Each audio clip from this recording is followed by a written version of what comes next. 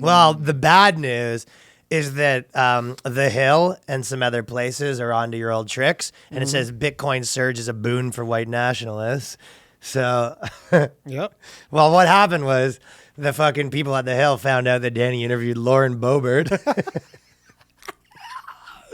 I was co-interviewed Lauren Boebert. Danny went on in Hot Water, Berg's show, and they had like last summer. Last summer he went on in Hot Water, and they had Lauren Boebert on. Yeah, it was like when she was still running or whatever, and then Gino was like, "Yeah, we're doing." I'm like, "What are we doing today?" And he's like, "Yeah, we got an interview." And I go, "Okay, who are we interviewing?" He's like, "Yeah, we're interviewing like this chick who she works at like a restaurant or whatever. She owns a restaurant somewhere in like Denver, but she like carries a gun in her restaurant, and she's like really into guns, and she's like."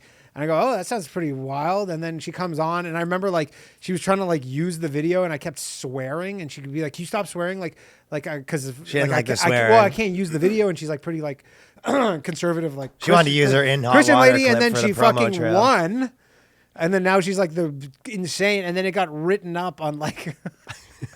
Some fucking random thing being like, Lauren Boebert goes on racist podcast. And it was Danny's picture on the front of it. Photo, and I'm like, what the fuck? I didn't even know. Well, that's the thing. They found out racist podcaster, Bitcoiner. Yep. Crypto. That's the whole point of crypto is you can fucking be racist. No, it really is like, and you're going to see a lot, folks, you're going to see a lot more of this in the coming years, but is anything that they can, that's why Bitcoin, they're chomping at the Bitcoin to get their paws on controlling Bitcoin. And you're just like, it's so funny because there's like, Bitcoin's racist, Bitcoin's sexist, because, and it's like, that's the whole point is no one can control it. So it's like, if you want to do something about it, go buy a lot of it. Yeah. And then you control, like most of these decentralized places, how it works is how many votes you get is determined by how much you own of that specific thing. Absolutely. So it's like, they're just like, it's like they refuse to accept the rules. There's no gatekeepers in cryptocurrency. It's so crazy. Nobody shows up and they go, hey, I'd like to buy some. And you go, you can't buy Bitcoin. You're a woman. Yeah. So they do this with all the things where they go, not enough firemen or women or whatever, or not enough, people on Comedy Central or trans, whatever the thing you want to do. That's true. Okay. Actually, there are. Right. Well, it's less than 100%, which is. Yeah, that's a problem for me. That's a problem. But the actual thing here, you go, well, what do you want them to do? So it just seems so weird, even if you're into this stuff, where the articles aren't even like, we should do something about it. It's like the only thing they could be proposing is the government needs to get into crypto. Like, it's money, essentially. Yeah. So it's like the government being, it's like they say, hey, money has a racism problem. You go, what's the problem? Oh, too many racists own money. Yeah. Well, it was like gold. Like you're like, hey, we can't control who has gold. There might be some racist with some gold. And you go, yeah, there are. Yeah. There's probably some racists with some gold. Racists own houses too. But this is the thing.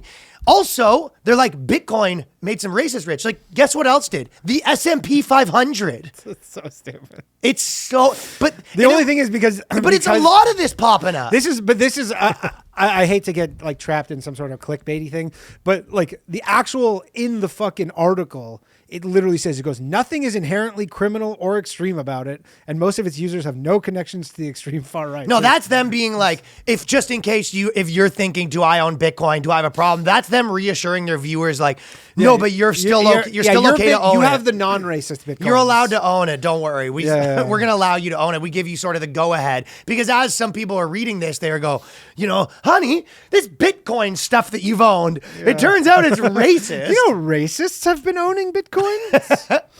This is a thing they always do with even, podcasts or whatever. They go, look, some fan, look who likes you. It's racist. You go, yeah, right now the racists are listening to the Rolling Stones somewhere too. Of course. And you go, well, we're not trying to vilify the Rolling Stones. Yeah. We like the Rolling Stones. Yeah. Walmart has a racism problem. Guess what? If you go to fucking the dirty, the fucking most like white trash, white areas, you go, one of those Walmart customers right now is probably racist. Ugh, disgusting.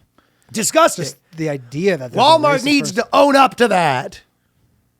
Gross. Walmart. Fucking Walmart. Fucking Walmart. They go, the increase in Bitcoin's value over the last few years has made several prominent white nationalists rich, according to the Southern Poverty Law Center. So like the Southern Poverty Law Center has went from like, trying to, stop like, hate bombings to like, hey, you know that there's a white nationalist that has money. Hey, we got someone's fucking Bitcoin address, and look at this. They have a bunch of Bitcoins in there.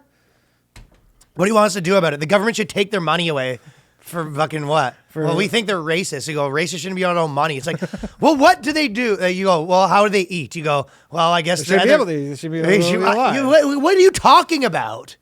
Just get them an island. So the Bitcoin stuff's been interesting because they really don't like things that they fucking aren't able First to off, do another something stupid about. thing, too, because they keep saying, like on another thing, they go, currency provides a valuable payment method for white supremacist figures or whatever because they can't use credit cards and all that stuff. Yeah, so you're the reason they own Bitcoin then. But again, you still need to get your Bitcoin into US dollars. Not always. Like, you're not paying your rent in Bitcoin. I mean, in some instances, you could have a cool landlord who's like, yeah, I guess I'll take Bitcoin because fucking you're unbankable. But most normal people, like if you want to do any sort of like interaction in fucking society, you still need to turn those into dollars. That's true, yeah. First of all, they said it was 600. So they go 600 far-right extremists own cryptocurrency holdings. So according to the research, there's 600.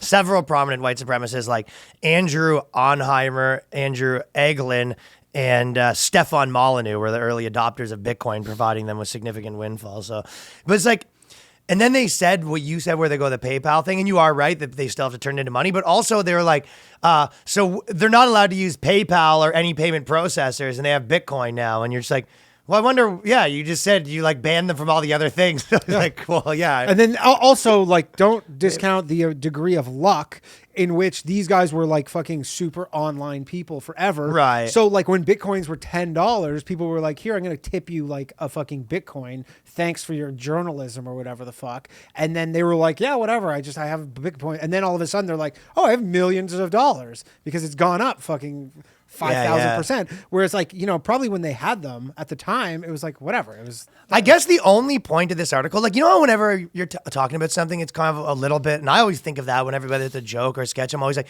what point am I making? You know what I mean? Because it's not just like, you know, this is something that happened. With this, as a journalist, it's like, what's the like thesis of this other than something exists? Like, you're just acknowledging, yeah, like. It's. I mean, again, you said it, but it's the equivalent of being, hey, you know, there's some far right nationalists who own cars. Yeah, and they own property or something. And you go, okay. That's Stefan Molyneux is sort of what happens a lot. He's the one. I guess the real. He's the guy that got into the race IQ. Race IQ. So how many people in prominent positions like ruined their life from like delving into being? I'm gonna be the race IQ guy, and then it becomes this loop where people goes, you can't talk about that, and then they go, I'm like a truth teller, so you only talk about that. Basically, this is what I was thinking, because you're not supposed to talk about race IQ, JQ, QAnon, basically any topic with Q in it.